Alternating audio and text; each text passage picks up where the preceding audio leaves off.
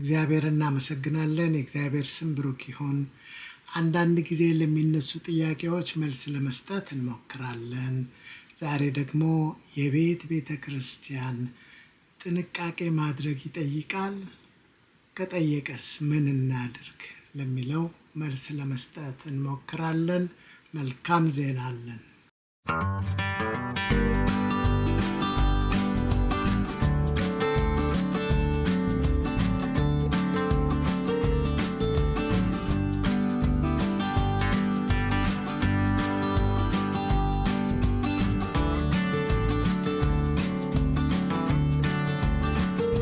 እንግዲህ ቤተ ክርስቲያን የስህተት ለመሆን ትንሽ መሆኗ ወይ በቤት ውስጥ መሆኗ አይደለም ምክንያቱ።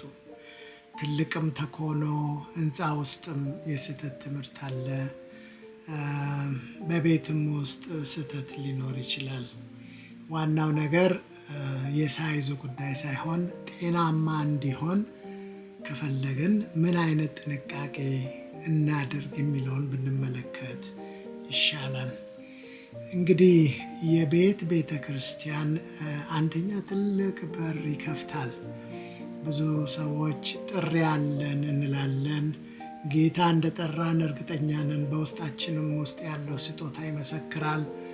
ነገር ግን በልምድ ተራ እንጠብቃለን።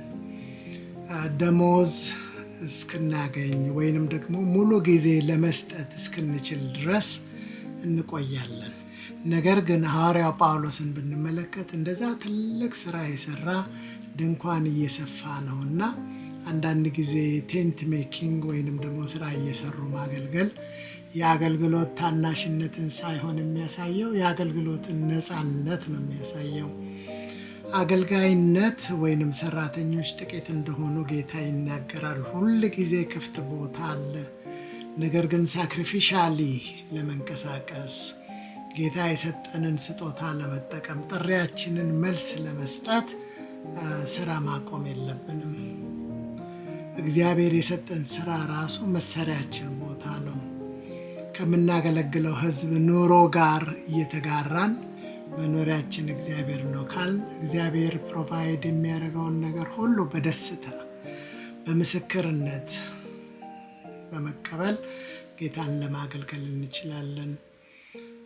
ቤተ ክርስቲያን ታዲያ ጤናማ እንዲሆን ምን እናድርግ ስንል መጀመሪያ የምንፈልገው ምንድን ነው? ለእኛ የሚመች እኛ የምንችለው በእኛ አቅም በእኛ ልክ የተሰፋ ትንሽ ቤተ ክርስቲያን የኔ የምለው እንዲኖር ነው የምንፈልገው ወይስ በመንግስቱ ውስጥ ሊኖረን የሚችለውን ሚና መንፈስ ቅዱስ እንዲወስንልን በመንፈስ ቅዱስ ፕሮግራም ውስጥ ገብተን ከእርሱ ጋር በስራ ለመተባበር ነው ወይ?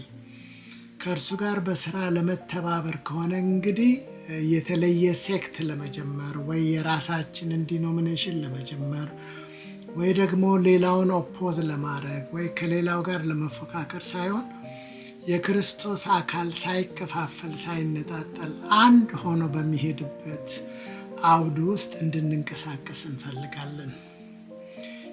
ቤተ ክርስቲያን የተወሰኑ ሰዎች የሚያደርጉት ብቻ ሳይሆን ትንሿና ትልቋ ቤተ ክርስቲያንና በጉባኤ በሺህ በሚቆጠር ያለውን አገልግሎት ጎን ለጎን በሐዋርያት ዘመን እናይ እንደነበረ አሁን የተረሳው የተተወው የተናቀው ቤተ ክርስቲያን መቅረቱ ነው እንጂ አዲሱ ነገር መኖሩ እኩል አብረው ማስኬዳቸው መጽሐፍ ቅዱሳዊ ነው። ስለዚህ ወደዚህ አገልግሎት ለመሄድ ከፈለግን በኮንቬንሽናል በተለምዶ በነባሩ ቤተ ክርስቲያን ውስጥ ሆነን የለውጥ ምክንያቶች እንድንሆን የሪቫይቫል ምክንያቶች እንድንሆን ልባችንን አስፍተን በዛ መንገድ ብንንቀሳቀስ መልካም ነው። ያንን ለማድረግ እንደዚህ የወንጌል ራዕይ ያላቸው ለወንጌል የተሰጡ ጤናማ የሆኑ ቤተ ክርስቲያናትን ፈልገን ከነርሱ ጋር መተባበር መልካም ነው። በእነሱ ውስጥ ሆነን ደግሞ ስናገለግል የሚከፍትልን በር ሰፊ ነው። አንደኛ ጤናማ ትምህርት እንዳለ፣ ሁለተኛ ነገር ደግሞ የክርስቶስ አካል አንድ እንደሆነ በቤትም ተመለከ፣ በትልቅ አዳራሽም ተመለከ፣ ለሚያዩን ሁሉ የክርስቶስ አካል አንድ እንደሆነች፣ በሌላ አንጻር ደግሞ በመመጋገብ እንድንሄድ የእግዚአብሔር ሐሳብ ነው። ትንሿም ትልቁን ይመግባል፣ ትልቁም ትንሹን ይመግባል። በቤት ውስጥ ማገልገላችን፣ ጥቂት ሰዎችን ማገልገላችን ለቤተ ክርስቲያን የምንሰጠውን ሪስፔክት እና ቦታ መቀነስ የለበትም። መጽሐፍ ቅዱስ ትምህርት ቤት በመሄድ ራሳችንን ኢኩዊፕ ማድረግ ማዘጋጀት ይጠበቅብናል።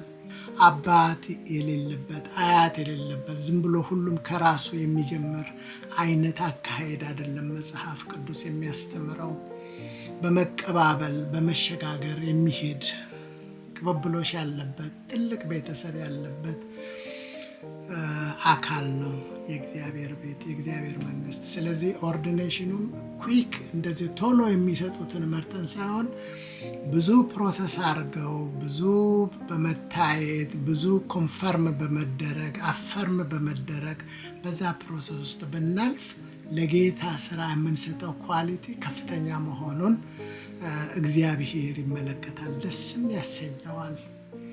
ኦርዴንድ መሆን ብቻ ሳይሆን አካውንታብሊቲም ቢኖር መልካም ነው። አካውንታብል ብንሆን ለዚህ ቤተክርስቲያን ኦርዴን ላደረገን ቤተክርስቲያን አካውንታብል በመሆን ከዛም አልፈን ደግሞ አብሮ በመስራት የወንጌል ስራ ከአንድ ቤተክርስቲያን ወይንም እኛ አሶሺየት ካረግንበት ቤተክርስቲያን ብቻ ሳይሆን አጥር የማያበጁ የእግዚአብሔር መንግስት ሰፊ ነው ብለው የሚያምኑ በአባል የሚሄዱ ሳይሆኑ በእግዚአብሔር ልጅነት የሚሄዱት ጋራ ሁሉ መተባበር ያስፈልገናል። በራሳችን ዶሜን አጥር ውስጥ ሆነን ብቻ እዛው ታስረን የኔ በሚል መንፈስ የራሳችንን ኪንግደም ለመስራት እዛው መጥበብ የለብንም። ሌላው የእግዚአብሔር ስራ ይሰፋል፣ ይበዛል። አበዛዙ ግን ይለያል። በትራዲሽናል መንገድ ከሄድን በኮንቬንሽናል ቸርች አካሄድ ከቤት ይጀመራል፣ ከዛ እየሰፋ እየበዛ ይሄዳል። አንዳንዶቻችን ትንሽነትን እስከ መጨረሻው ለመቀበል ዓላማ ያለን ሰዎች ብንሆን መልካም ነው። ምክንያቱም መብዛት በሌላም አካሄድ አለ። በመልቲፕሊኬሽን ራስን ከማሳበጥ ይልቅ ራስን ሪፕሮዲውስ ማድረግ፣ ሌሎች እንዲበዙ፣ ሌሎች ብዙ ቤተክርስቲያኖች እንዲበዙ ምክንያት መሆን እንችላለን። አያችሁ፣ እኛ መጨመር አባል መሰብሰብ ብቻ ሳይሆን ሰራተኞች እያደረጉ መልቀቅና ማሰማራት፣ በዛ አይነት ሰራተኞችን የሚያበዛ ቸርችን ፕላንት የምታደርግ ተልኮዋ መሄድ ብቻ የሆነ ለመሆን ቤተክርስቲያን ይመቻል።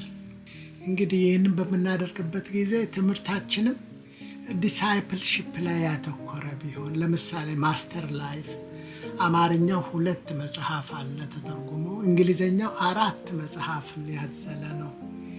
በዚህ በማስተር ላይፍ ወይንም ዲሳይፕልሺፕ በስነ ስርዓት እንሂድ ካልን አንዱን ቻፕተር 1 ወር እያጠናን ብንሄድ 2 ዓመት ይፈጃል።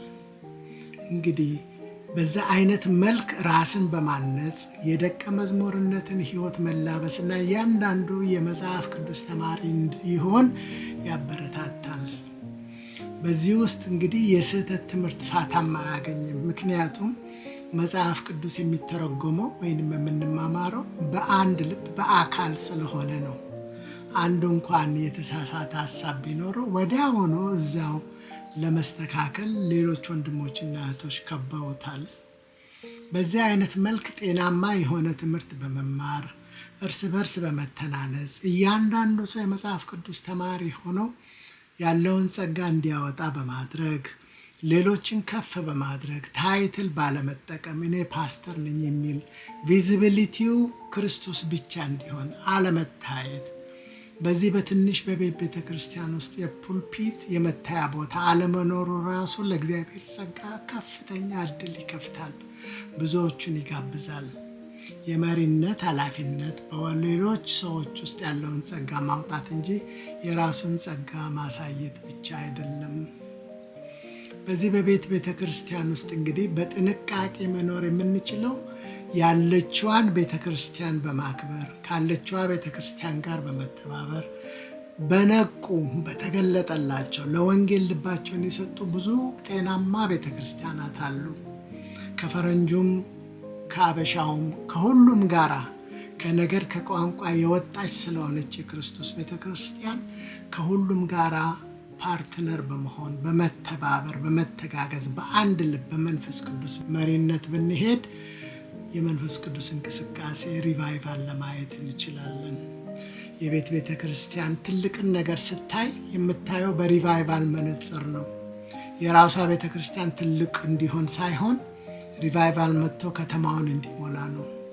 ታዲያ እውነተኛ ሪቫይቫል ይመጣል ብለን የምንጠብቅ ከሆነ ብዙዎች ወደ ጌታ እየሮጡ የሚመጡበት ዘመን አለ ብለን ብዙ ነፍሳት በአንድ ይመጣሉ ብለን የምናስብ ከሆነ ይሄ ዲሳይፕልሺፕ ያስፈልጋል። ብዙ ሰዎች ወደ ጌታ ሲመጡ የሚያስተናግድ ሰራተኛ ያስፈልጋል። ስለዚህ ከመቼውም ጊዜ በላይ በአሁኑ ጊዜ ሰራተኛን ማነሳሳት፣ የክርስቶስን ሚሽነሪዎች ማነሳሳት፣ ኢኩዊፕ አድርጎ ማሰማራትና የእግዚአብሔርን ዝናብ መጠበቅ ያስፈልገናል። እግዚአብሔር በዚህ ነገር ሁሉ ውስጥ ይረዳናል። መመካከርም እንችላለን። መተናነጽም አንዳችን አንዳችንን በመሳል እና ኢንከሬጅ በማድረግ የእግዚአብሔርን ስራ ተባብረን እንሰራለን። ሌሎች ጥያቄዎችም ካላችሁ እናስተናግዳለን። ስሙ ብሩክ ይሁን። በኢየሱስ ስም አሜን።